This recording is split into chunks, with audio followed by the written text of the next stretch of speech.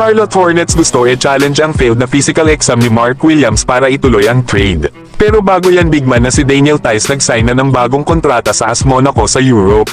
Ito ay matapos itong buyout ng OKC Thunder ang kanyang kontrata.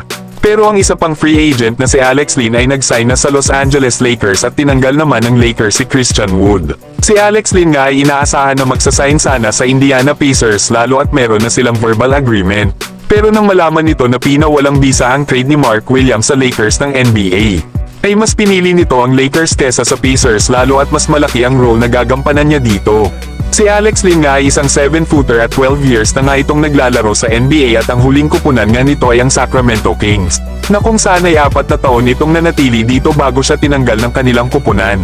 Ngayong season ay 36 games lang itong naglaro sa Sacramento Kings. May average lang ito na 7 minutes per game na may 1.4 points at 1.8 rebounds per game. Kaya saktong-sakto ito nakasama ni Jackson Hayes. Kaya lang naman mababa ang mga numero ni Alex Len sa Sacramento Kings dahil hindi naman ito masyado nagagamit. Na dito sa Los Angeles Lakers ay panigurado na tataas ang kanyang mga numero dahil na rin sa dami ng mga playmakers ng Lakers. Andyan nga sila Luka Doncic, LeBron James at Austin Reeves. Baka maging Love City pa ang Lakers dahil sa mga ito. Kita nyo naman kung gaano nag-benefit si Jackson Hayes lalo na dito kay Luka Doncic. Kaya wala nang gagawin si Alex Len sa opensa kung hindi ilagay na lang ang bola sa rim sa opensa. Tama lang naman na winave ng Lakers ang kontrata ni Christian Wood. Lalo at hindi rin naman nila ito nagagamit. 2 beses nga itong sumailalim sa isang surgery sa kanyang tuhod. Kaya malabo rin itong maging healthy pagdating ng playoffs na mahihirapan lang lalo dito ang Lakers.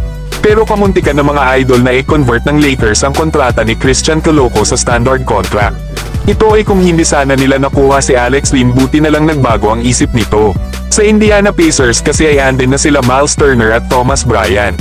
Kaya hindi rin ito nakikita na magkakaroon ito ng mas magandang role sa Pacers. Kesa naman sa Los Angeles Lakers na possible pa siyang gawing starting center or backup center ni Jackson Hayes. Ang maganda pa nito ay malaki ang chance niyang manalo ng NBA title sa unang pagkakataon sa kanyang NBA career.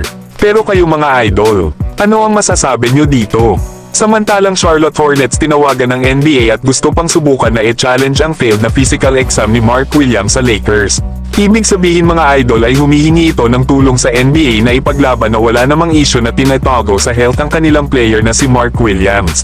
Kaya dapat ay ituloy di umano ang nasabing trade ng Lakers at ng kanilang kupunan.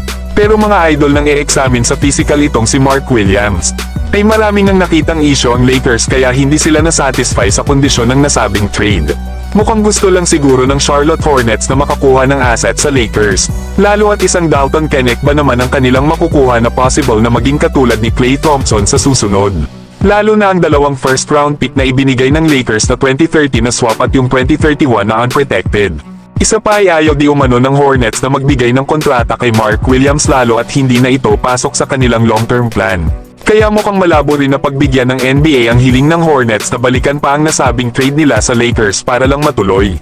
Tama lang naman ang nangyari mga idol lalo at itong si Mark Williams ay nasa 84 games pa lang nakakapaglaro sa loob ng 3 seasons kasama na ang season na ito. Kaya talo talaga ang Lakers sa nasabing trade kahit sabihin na natin na kailangan nila ng isang sentro para kay Luka at LeBron. Para mo rin kasing tinapon ang iyong mga asset at isang future star player para sa player na damage good.